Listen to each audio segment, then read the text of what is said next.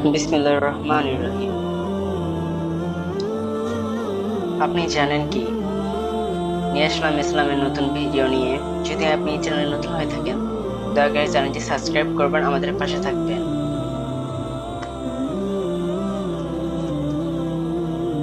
ইসলাম সম্পর্কে কিছু তথ্য যা আপনাদের সবারই জানা জরুরি। ইনশাআল্লাহ আমি তা সঠিকভাবে উপস্থাপন করব। কিয়ামত ও দাজ্জাল।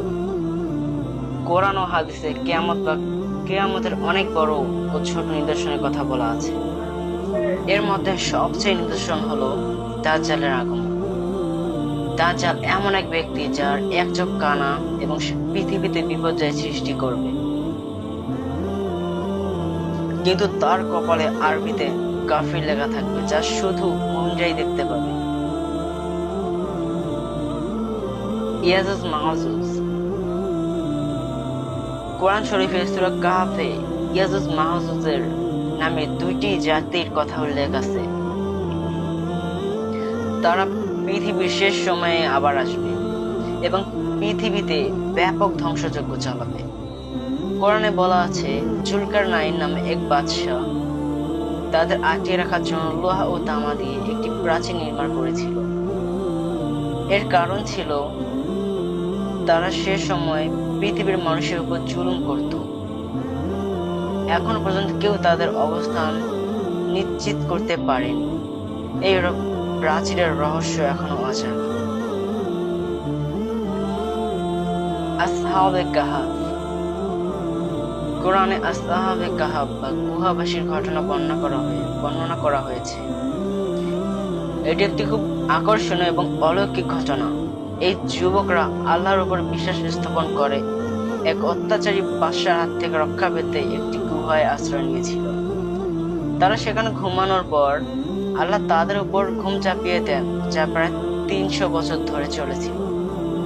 এই সময়ের মধ্যে বাইরে পৃথিবী সম্পূর্ণ পরিবর্তন হয়ে গিয়েছিল। নেক্সট পার্ট, দাহিয়াতুল কলবি। হাদিসে বলা আছে, জিবরাইল আলাইহিস সালাম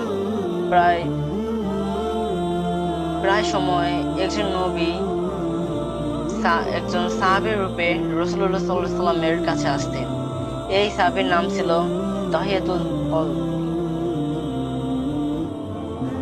জিবরাইল আলাইহিস সালাম এমন রূপ ধারণ করতেন কারণ তিনি ছিলেন খুব সুদর্শন এবং চেহারা ছিল খুব আকর্ষণীয়। এই বিষয়টি অনেক মানুষের কাছেই ছিল তা অজানা। জমজম কূপ। মক্কার জমজম কূপের রহস্য অনেক প্রাচীন। 1000 বছর ধরে এই কূপ থেকে বিরতিহীনভাবে পানি বের হয়ে আসছে।